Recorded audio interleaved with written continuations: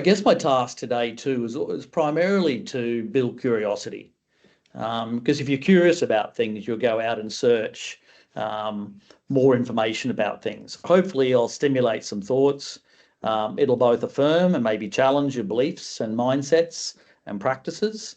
But the more we do that, the more we can produce high quality sport experiences for everybody in that particular setting. Okay, so I'm going to present a few key challenges in the Australian sports system. And you might think about how these relate to you in your context.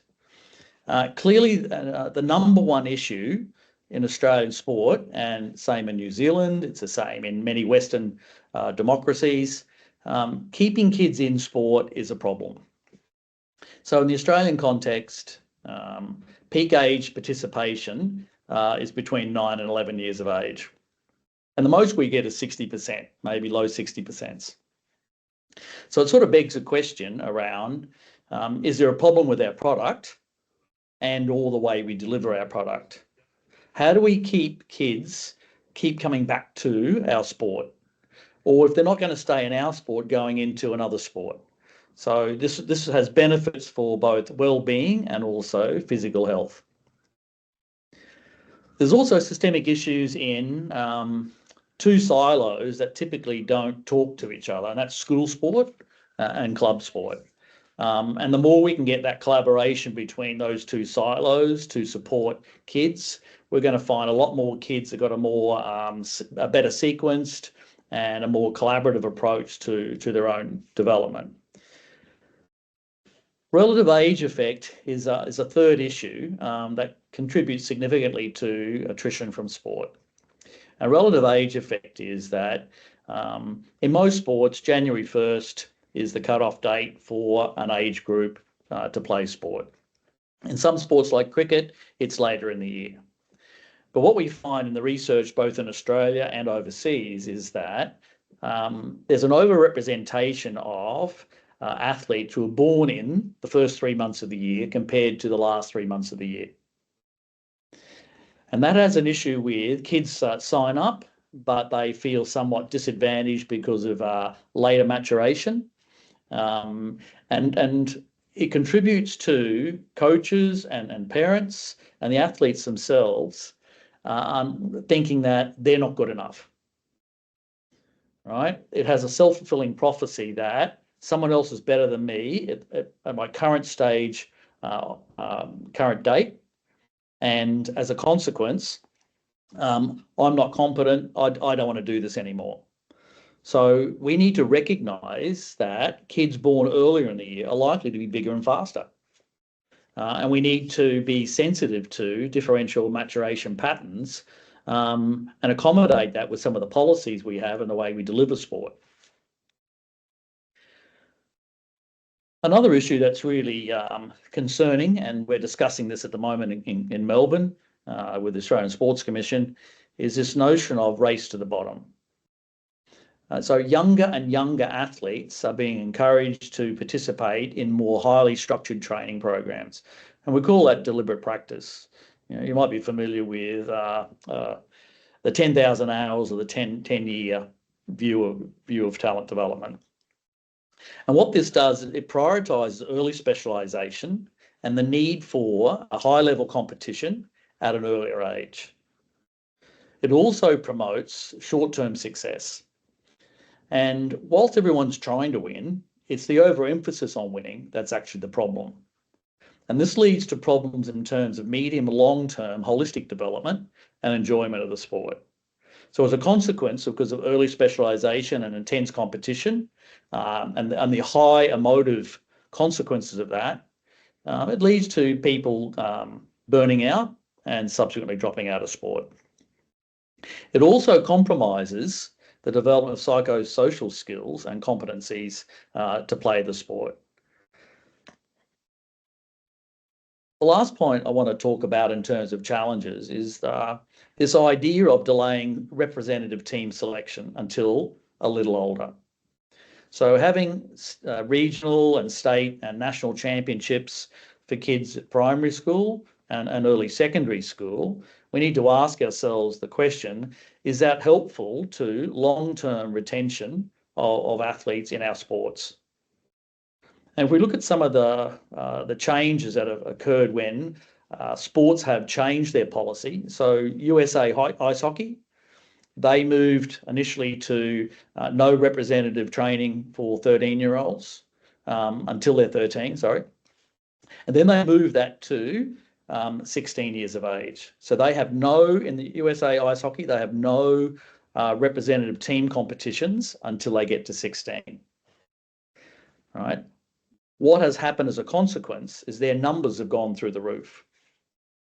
Right? They have significantly increased the number of people staying in the sport for longer, which actually allows their maturation to start to take place. Rugby league, so we've done a lot of work with junior rugby league through the NRL, and they're pushing for the same things. One of the challenges we have in the Australian context is that we still have school competitions that are selecting state and national teams, which sort of compromises this policy. And I've just been listening to Andy Rogers from New Zealand Sport, and they're doing the same thing with the big sports. So rugby union, netball, etc. They're actually delaying representative teams, that idea of it, to help retain kids in sport longer. It also contributes to helping parents afford for their kids to play sport. Because when you play representative team sport, it does so at a high financial cost. And we can come back and you might have some questions in around some of those key challenges. I put this slide up because I think we've got to keep reminding ourselves why kids play sport. And we've got decades of research that continually emphasises kids actually play sport because they want to get better.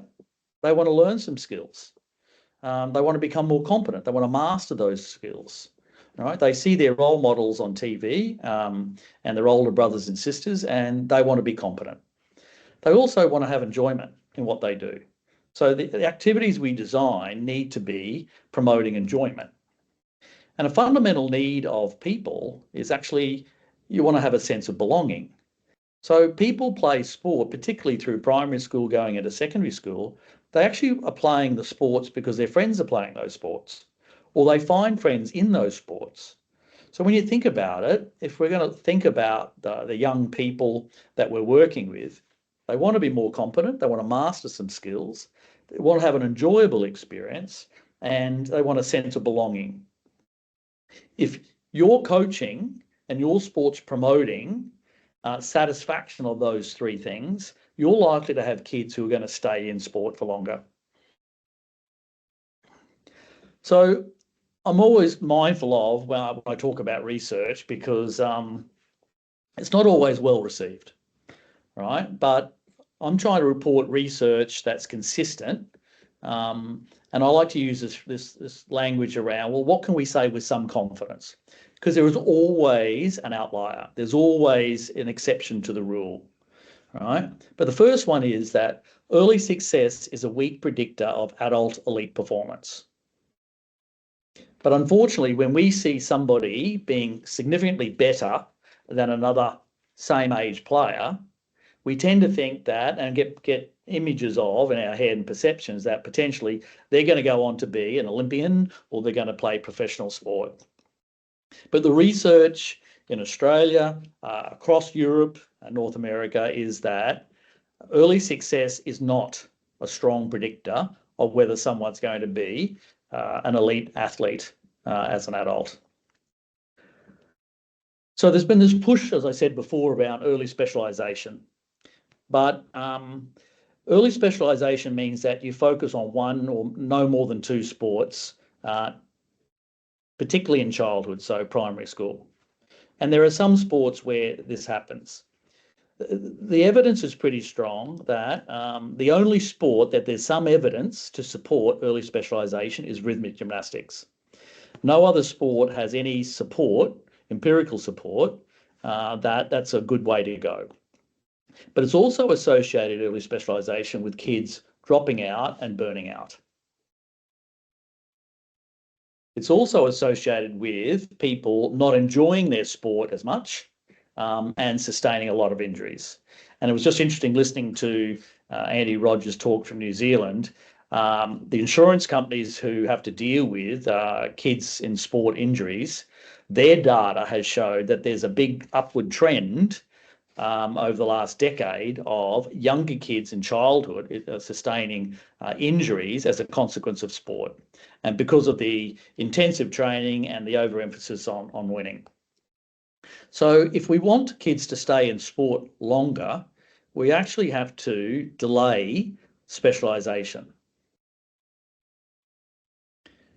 And that period of starting to specialise and do more deliberate practice, which is, I'll explain a little bit more about that in a minute, the amount of deliberate practice invested after childhood. So now we're talking 13, 14. I'm loath to use numbers because people take them literally.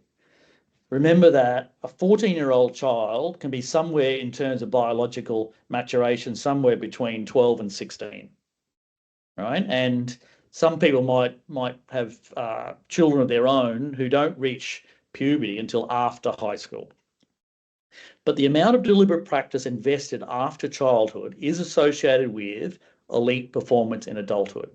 So it's not to say not to do the deliberate practice. It's about when do you background it and foreground it over the pathway from say 5 years of age to 18. And I'll talk more about that in a minute. The final point I want to add here is that after 40 years of research on talent identification, really the only thing we can say with confidence is the older one is, the better we can predict elite talent. So it begs the question, why do we invest so much money in talent ID when we're probably investing in some of the wrong people? And when you pick a team, they feel good about themselves, but the kids who aren't picked, who could be late maturers, they feel incompetent and they withdraw from sport. I'm going to talk briefly through this model because it's a model that we've been using with the NRL and where it's changed the way we think about coaching and it's changed the way we're thinking about competitions. So the personal assets framework really looks at three outcomes. If retention is our biggest problem, we need to promote participation, right? You can't get better at things and become more competent if you're not there long enough, right? That's the performance outcome. So participation long enough to actually get better at playing the game. But the other one is, if we want to promote the value proposition of sport, it's about holistic contribution. It's about contribution to a holistic development. So that's both performance and also personal development. Sport is a unique context in which we can develop psychosocial skills in and through sport. So the three Ps, the three outcomes we're trying to seek is, let's keep getting the kids wanting to come back, knocking on the door, right? Promote longer term participation, because only then can sport contribute to both performance enhancement and personal development. But in achieving those outcomes, we might think about how do we promote the personal assets of the people that we're working with? And to simplify what could be quite a complex area, the four big assets that we think are really important in and through sport are: people want to be physically competent, technically competent, they want to be socially competent. They also want to have confidence in what they do. And that confidence in sport can translate into them being confident outside of sport. So I said before, kids want to belong. Kids want to be connected to others, right? So there's a strong connection. And how do we develop those connections in and through sport? And the fourth one is character. So character is about how do we use sport and dilemmas in sport when there's a fight on the field to have conversations to support appropriate moral development in and through sport. So the question I have for all of you is, how do you promote in the way we deliver sport, personal assets, those 4 Cs, to achieve the 3 Ps? And the 3 broad areas are the programming we do, the content of what we deliver in everyday training and competition. So it's the engagement and activities. It's also about quality relationships, and that includes everybody in the ecosystem. And then what is the environment, the appropriate settings that we create that are going to be conducive to psychological safety and the promotion of kids developing both personally, but also in terms of their performance. And all of this takes time. And again, it comes back to you need to be there long enough to benefit from participation to improve both your performance and contribute to personal development. So as I said, we've been looking at this for about 10 years with the NRL in terms of the player development framework. That goes from 6 years to 16.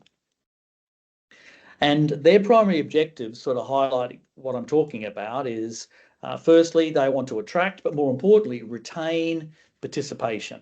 We need to bring community back into sport and to make people have a sense of belonging to the community beyond just a transactional experience of drop the kids off, play sport, pick them up and go home.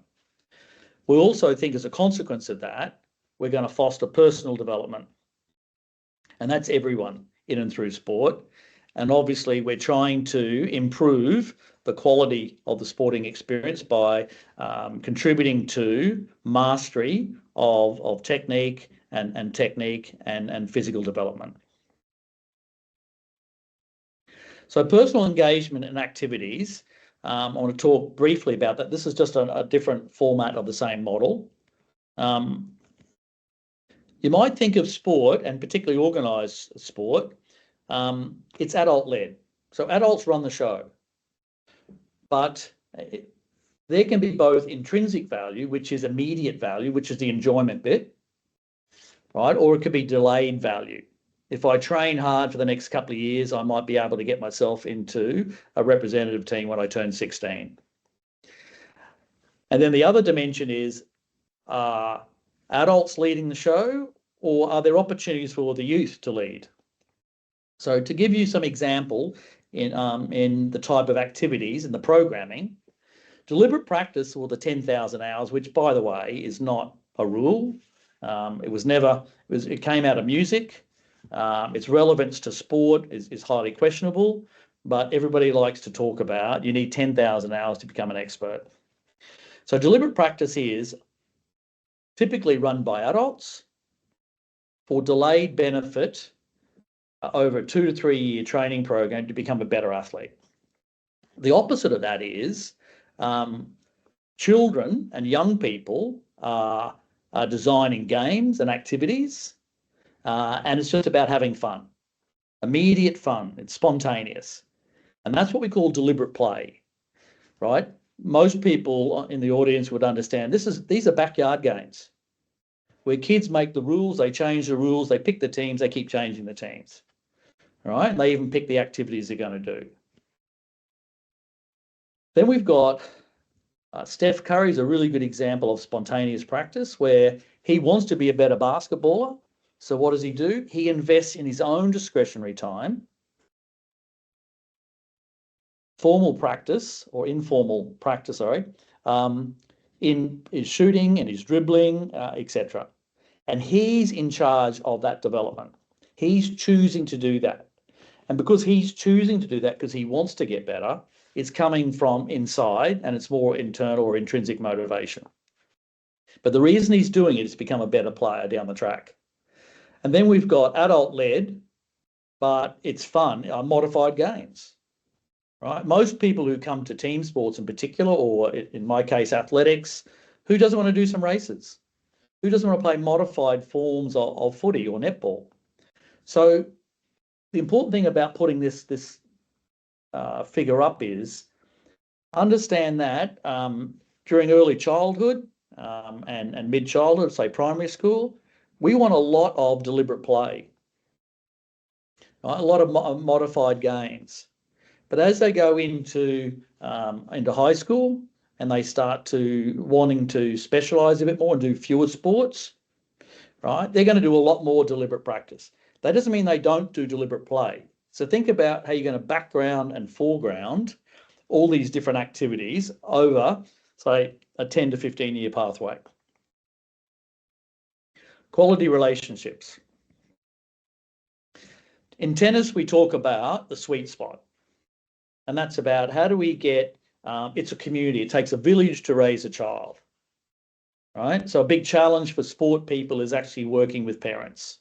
But we need to understand parents are investing both emotionally, socially, financially, and time. So parents need to be not ignored and not told to go away, but how do we work with parents as partners to create all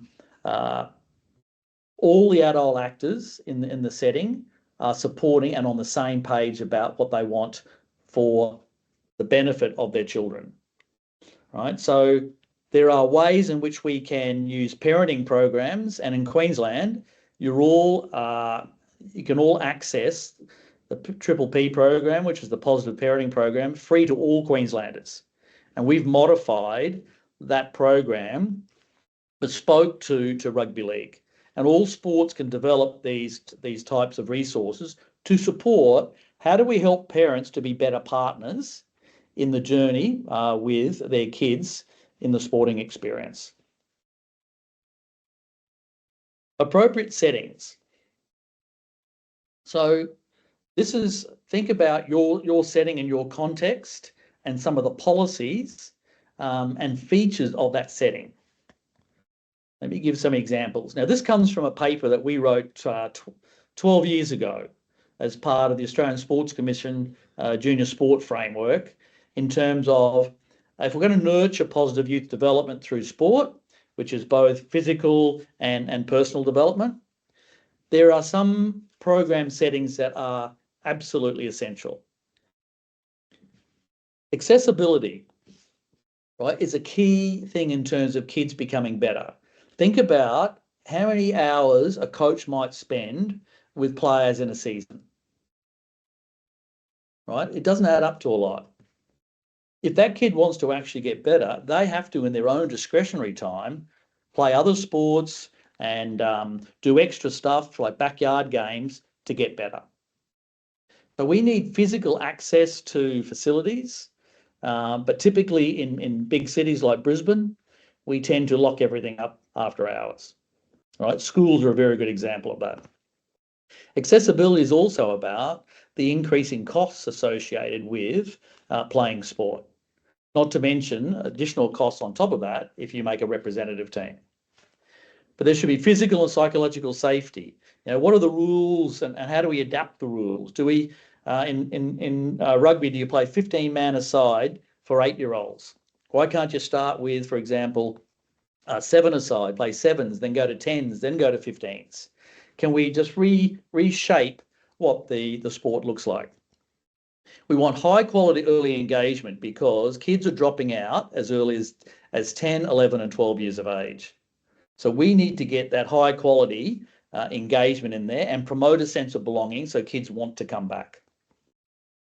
And we need to encourage athlete voice. Right? In New Zealand now, they've got kids on going to committee meetings to promote, to propose different ideas about how they might conduct their sport. So netball in New Zealand now, they don't just play on a typical netball court. They play on the beach, they play on water. And these are all ideas that have come from the kids. And a key thing for us is also, how do we get these connections between family, school, and community? And when you have program settings that are supportive of those things, it promotes the personal asset development in young people. And when young people develop these assets, these personal assets, this is our workforce. These are the people who are likely to contribute back to sport, and that's the 5th C.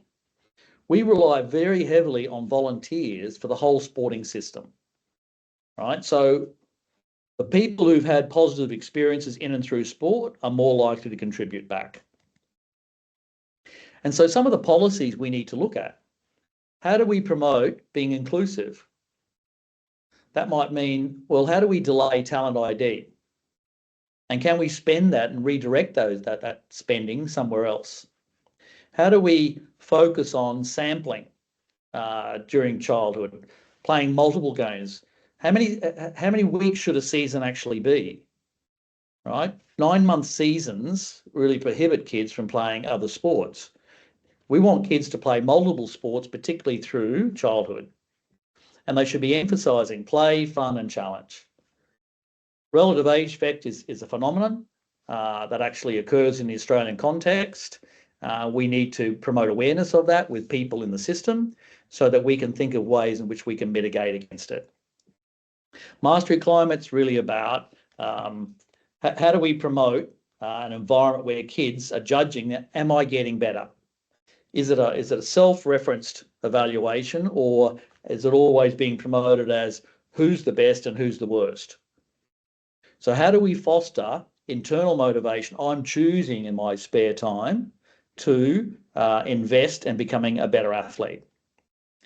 And as I said before, that foregrounding and background, there shouldn't be intense training for young kids, right? It's more likely to contribute to injury and burnout and attrition. But how do we gradually scaffold and increase deliberate practice once they get to about 13 or 14 years of age? And then specialised training shouldn't really start till around about 16 years of age. So to promote some questions, I'm interested in, there's this framework that we're using, which is the athlete development model that has the most evidence to support it. How might this structure work for you in your sport, in your setting? Thank you. Time for questions. Hello, everyone again. If people do have some questions for Cliff, rather than take them over the phone, if they can filter them through and text them on the Q&A tab to our people in here, we'll forward them to Cliff. But to get the questions rolling, Cliff, Yep. Do you see a significant hurdle within, say, the Queensland plus Australian system to address this representative age matter that you've been speaking about? So is there a particular hurdle that needs to be jumped that would make it easier? Yeah. Well, we've got to challenge people's belief systems, and people who adults who probably had success would probably see this as changing the sport. This is not what you signed up for. There's a lot of kids and parents. Early success in a representative team might even get them a scholarship to get into a particular school, schools of excellence through the Department of Education or some independent schools. So some of the obstacles, the main obstacles are going to be people who think that early success is going to determine future success. And it's really trying to change that belief that the evidence doesn't support that. But unfortunately, there's always going to be some naysayers, and that's been one of our challenges even with rugby league. It hasn't been an easy shift, and it requires courageous leadership. It requires people to play with these ideas and just see how it goes. So an add-on question, because now people can have a 10 to 15 year career in sport and earning significant money, as we've seen around the world, even in a number of different sports now within Queensland and Australia. Does that in any way go against what you've been talking about in terms of when the right time to specialise, because people will be looking to get into that 10 to 15 year career space? Yeah, well, it's interesting. In Norway, who they're the most successful winter sport nation. So everything they do in Norway is focused on how do we get our athletes in their late 20s to be successful, right? It's not immediate success, because I come back to prediction that someone's going to make it at 6, 7, 12 years of age is a flawed assumption, right? So we need to, again, challenge some beliefs that we have in order to get some policy shifts. But again, people are, a good one, skateboarding. There's a 9-year-old skateboarder who will probably go to the Olympics, but there's not even an Australian championship for that person. So different sports present different challenges with that. But again, Yep. That's an interesting one too, isn't it, Cliff? Because their size at such a young age, as they grow, it could hamper their ability to be a skateboarder into the future. yeah. That's And a that bit of a happens. unicorn sport.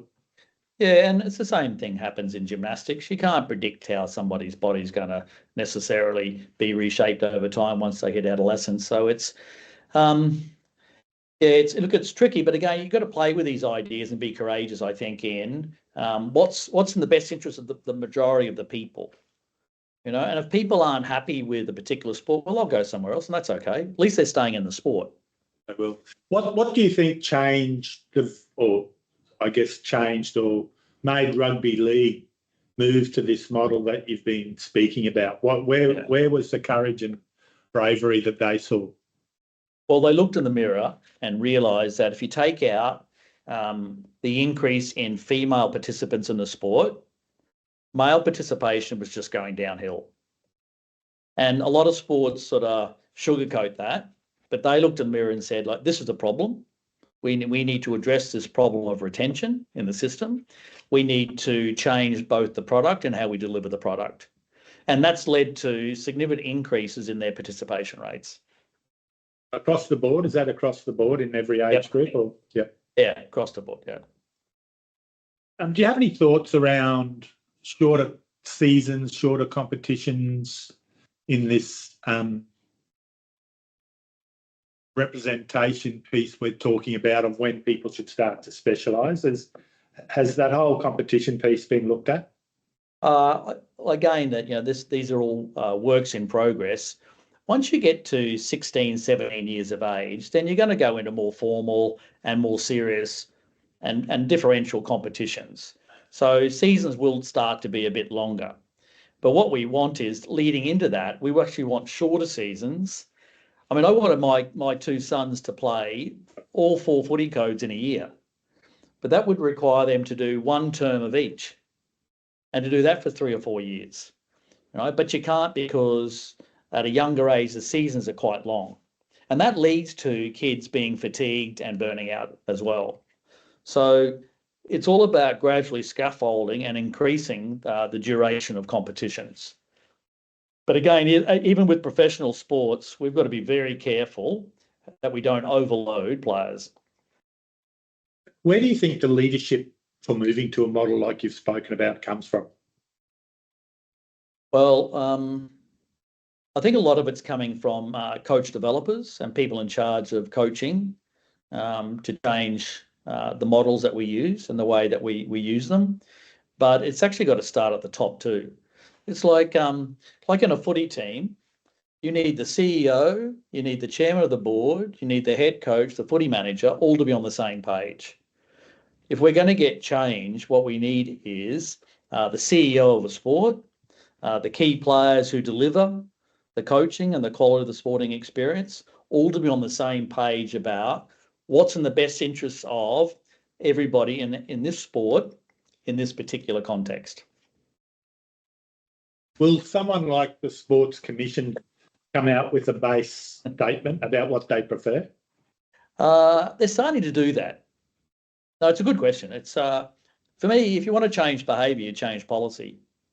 It sounds simple, but we need direction from the Australian government through the Australian Sports Commission to promote appropriate change, right? And sometimes how you go about doing that might be there might be some subtle carrots and sticks.